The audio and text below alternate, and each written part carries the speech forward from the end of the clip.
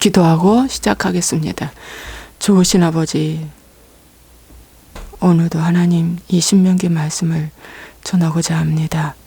오늘 신명기 21장 말씀을 전할 때 아버지 주님의 뜻을 잘 전달할 수 있게 해주시고, 무엇보다도 하나님 이 말씀을 통해 내 죄를 보고 회개하는 기회 되게 해주옵소서.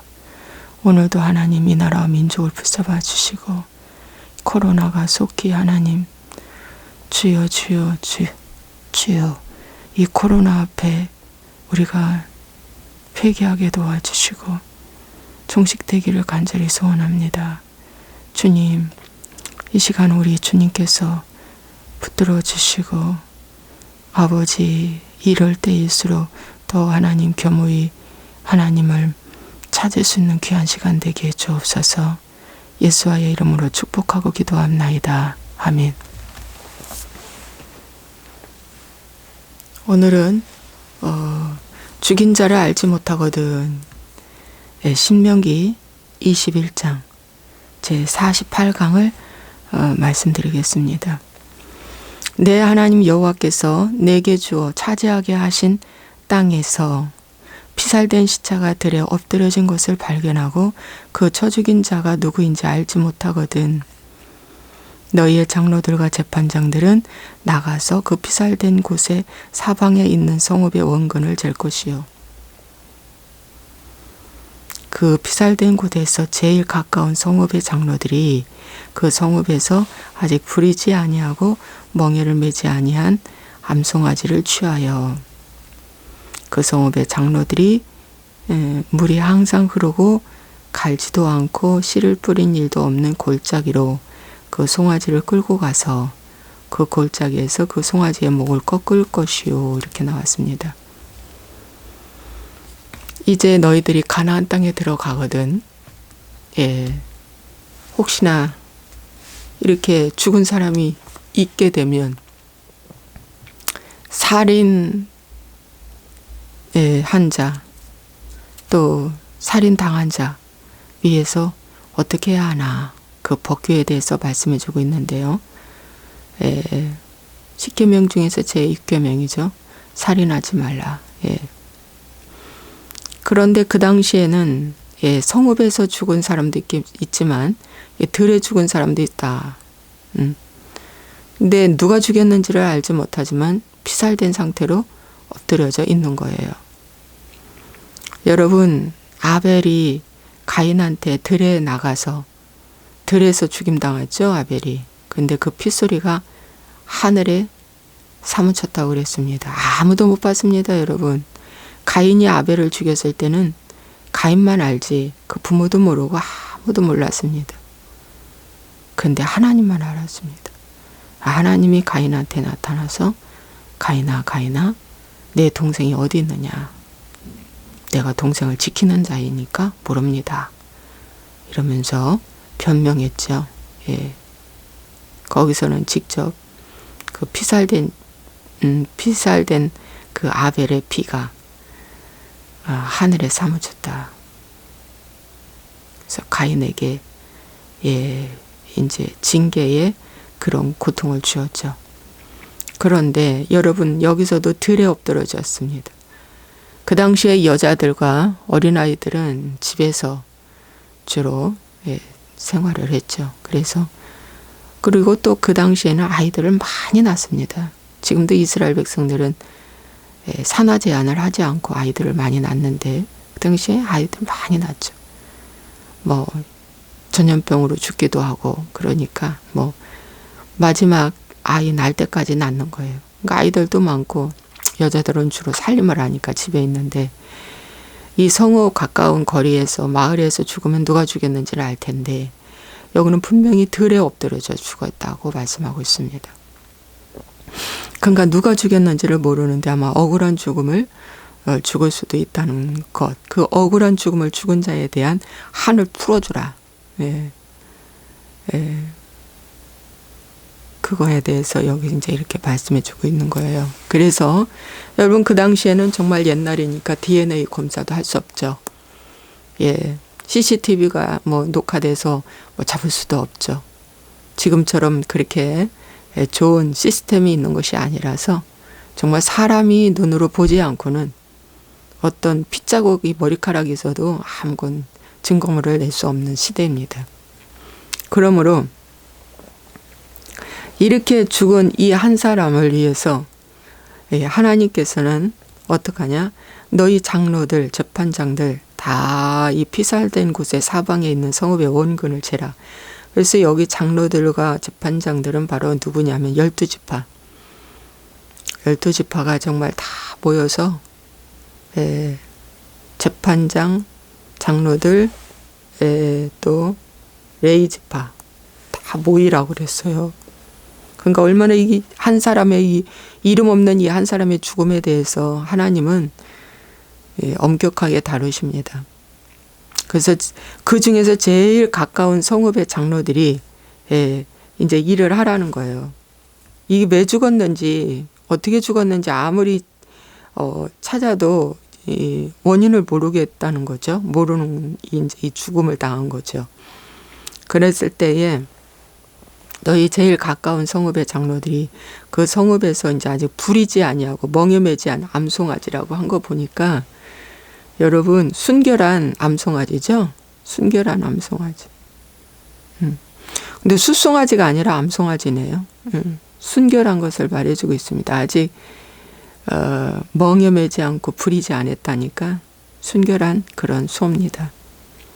그런데 그 성읍의 장로들이 물이 항상 흐르고 갈지 않고 씨 뿌리지 않는 골짜기로 가서 그 송아지의 목을 꺾으라 그랬어요. 여러분 이 물이 항상 흐르고 있는 그 주변에는 뭔가 개간을 해서 씨를 뿌리고 할 텐데 정말 이런 곳이 어디 있겠습니까? 그런데 이런 곳이 하나님께서 있다는 것입니다. 그런 곳을 찾으라.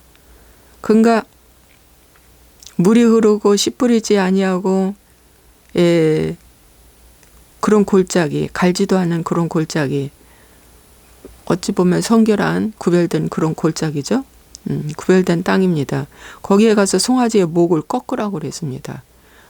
목을 딱 꺾어버리는. 이게 여러분 피를 주로 소는 잡을 때 피를 내잖아요. 그죠? 그런데 목을 꺾으라는 겁니다.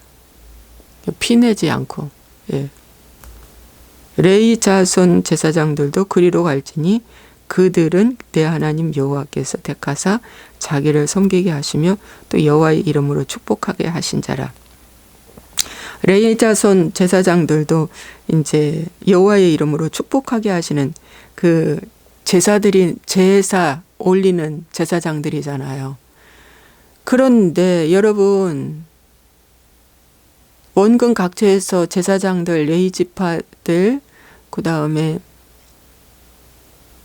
여기 장로들, 재판장들이 오는 거예요. 이 한 사람의 죽음 때문에.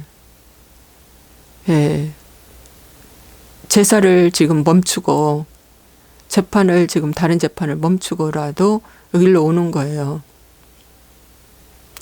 제사보다 이 억울한 죽음, 한 사람의 죽음을 해결하는 것이 지금 하나님은 더 중요하다는 것을 말해주고 있는 겁니다.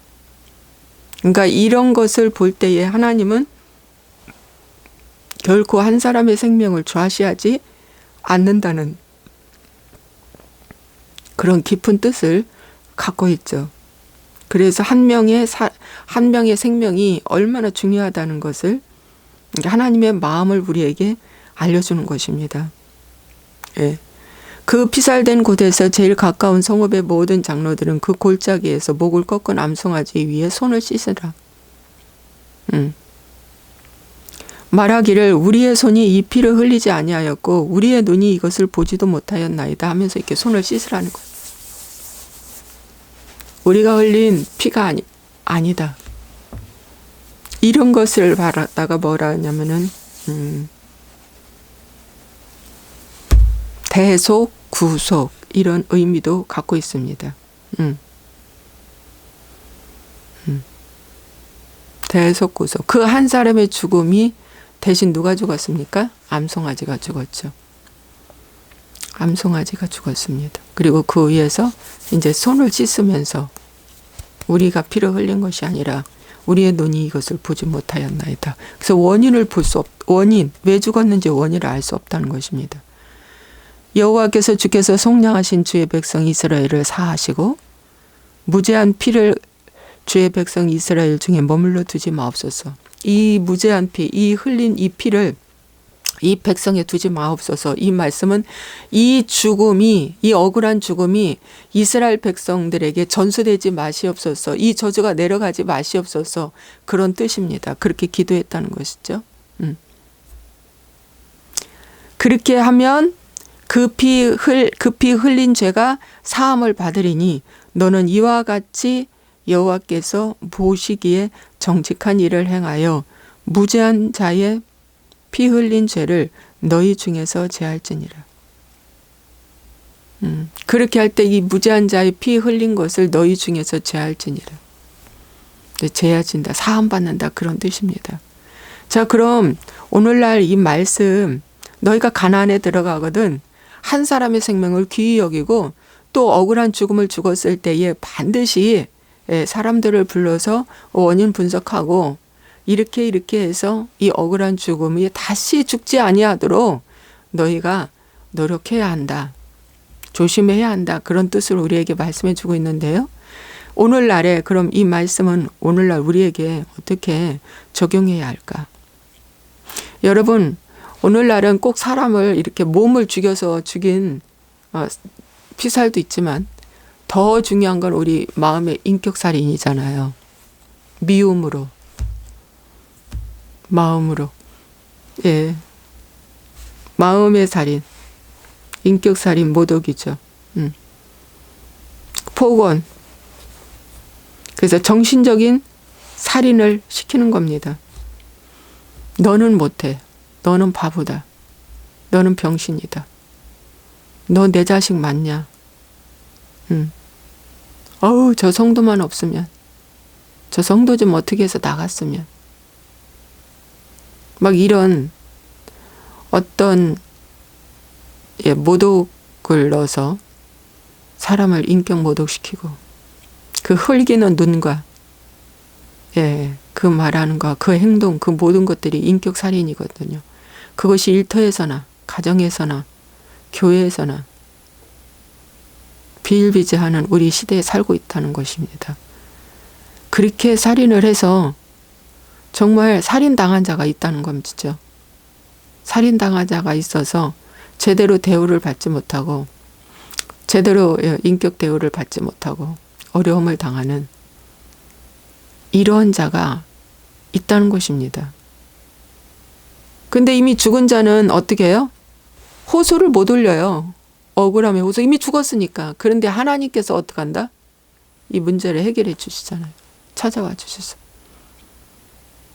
그런데 오히려 이렇게 어려움을 당해서 하나님 앞에 호소를 한다. 반드시 그 호소를 듣겠다고 말씀하고 있습니다. 예를 들어서 그 하박국서의 말씀, 말라기서의 말씀에 보면 조광지처. 내 조광지처의 눈에 눈물을 내게 하고 너는 젊은 자를 좋아한다. 내 조광지처는 내 짝인데 하나님의 짝이면서도 내 짝인데 조광지처의 눈에 눈물을 내게 한다. 마음이 아파서 눈물을 낸다. 그러면 그 조광지처가 나 성전에 와서 호소할 경우에 내가 듣겠다고 말씀하고 있죠. 또 이런 경우도 있어요. 회사에서 열심히 일을 했는데 퇴직금 정산이나 혹은 임금이나 주지 않고 떼먹는 경우 있잖아요.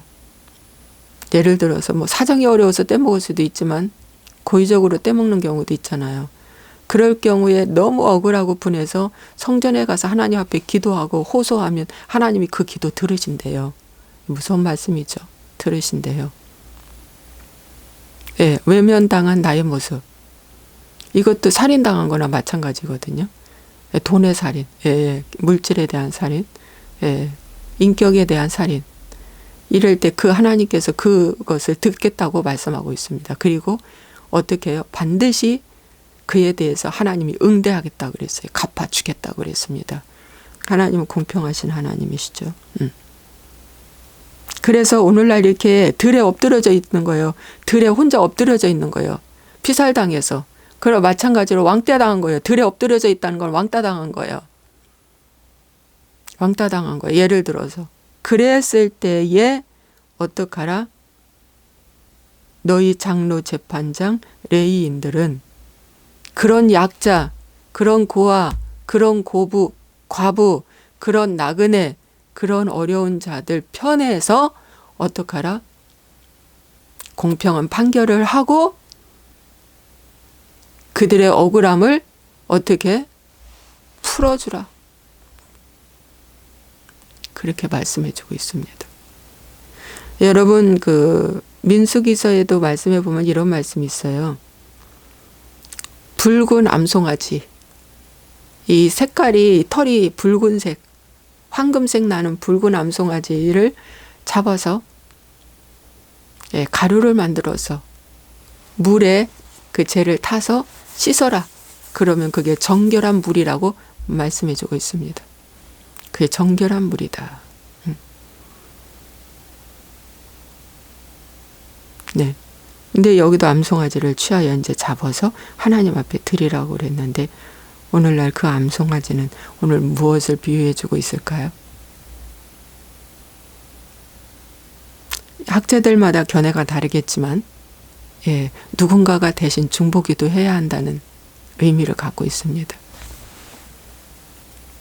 우리 예수님이 우리를 위해서 피 흘려 죽으신 것도 있지만 누군가가 그것을 위해서 중보기도 하고 대신 기도하라는 뜻입니다. 대신 중보하라. 먼저 아는 자가 해야 되겠죠. 지금은 먼저 아는 자가. 먼저 아는 자가. 욕을 하고 싸우고 분쟁하고 시끄러운 저 상대를 위해서 그렇게 했던 그 상대 때문에 그 자식이 죽고 자식이 꿈이 죽고 자식의 미래가 죽고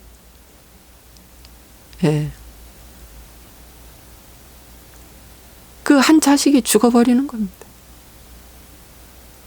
한 자식이 죽어버렸어요. 죽어버려 있는 겁니다. 죽어버렸어요. 들에 너부러져 있는 겁니다. 그랬던 그 자식의 억울함을 하나님이 풀어주시기 위해서 누군가 암송아지가 죽었다. 그 암송아지는 아마 누군가의 중보기도일 것입니다. 누군가의 중보기도. 목을 꺾을 것이다. 그런데 아무리 살펴봐도 누가 죽였는지를 알 수가 없네요. 이 아이가 왜 이렇게 지금 죽어있나, 인격적으로 죽어있나, 꿈이 죽어있고 왜 이렇게 세상에 투명인간이 되어있나 알 수가 없네요.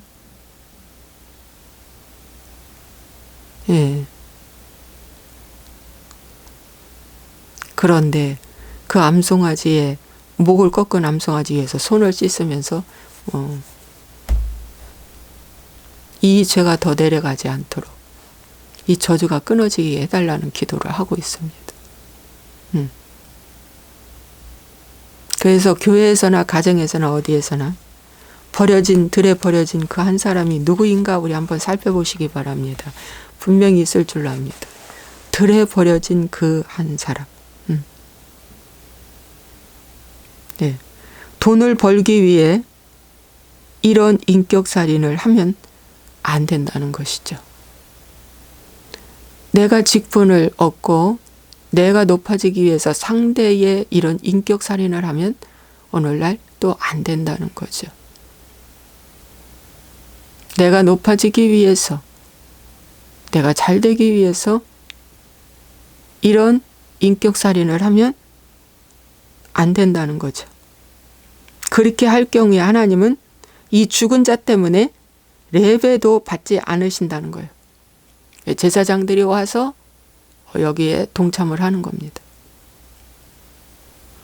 그리고 그 죽은 자의 가장 가까운 성읍에서 가장 가까운 장로들이 어떻게 해요? 이 일을 처리해라.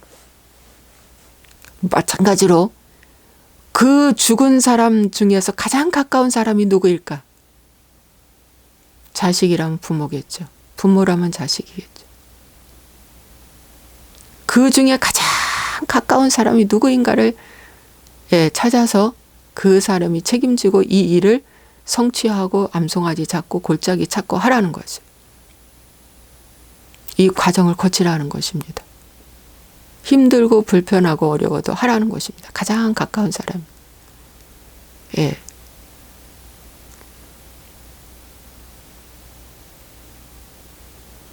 그래서 여러분 오늘 이 말씀 그런 말씀입니다. 살인하지 말라. 살인하지 말라. 그래서 참 중요한 이 말씀을 우리에게 알려주고 있습니다. 우리는 부지불식간에 이런 일들을 많이 저지르고도 내가 언제 했습니까? 이렇게 가인처럼 말하죠. 내가 지키는 자니까, 내가 죽였나이까, 내가 동생을 지키는 자이니까 하면서 오히려 하나님께 분내고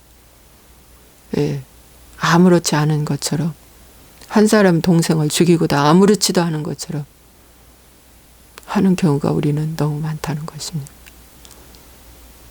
여러분, 그래서 오늘 이 말씀이 우리에게 어떤 메시지를 주는지 잘 한번 생각해 보십시오. 잘 생각해 보십시오. 기도하겠습니다. 하나님이 주시어 그 땅에서 피살된 그 한 사람을 위해 하나님은 장로들과 제사장들과 레위인들을 12지파를 다 모아서 아버지 상의를 하게 하고 죽은 자의 원한을 풀어주기 위해서 그 원한을 지금 아버지 살피고 있나이다. 한 사람의 생명, 한 사람의 억울한 죽음을 좌시하지 않겠다는 것입니다. 오늘도 한 사람의 작은 자 한 사람, 소자 한 사람 아버지 실족하게 하면 연자 맷돌을 메고 저 바다에 빠진다. 소자 한 사람의 실족함도 하나님은 좌시하지 않겠다고 주님 말씀하고 있나이다. 그러므로 오늘도 나 한 사람의 그 말 한마디가 그 정말 행동 한 가지가 얼마나 중요하다는 걸 알게 하여 주옵소서. 우리는 수없이 많은 사람들에게 함부로 아버지 생각 없이 말을 던집니다. 화를 냅니다. 분을 냅니다. 그래서 아버지 사람의 가치를 떨어뜨립니다. 그리고 뒤끝 없다고 다 잃어버립니다. 얼마든지 분내지 않고도 상대방을 잘 말할 수 있거늘 그렇게 하지 못하고 있습니다.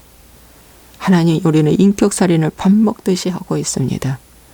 언어 폭행을 밥 먹듯이 하고 있습니다.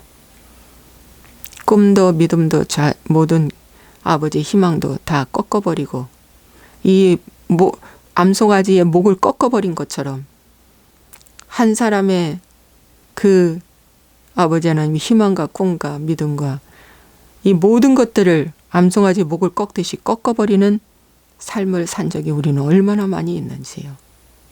오늘 우리는 이 말씀을 생각하면서 되돌아보게 하여 주옵소서.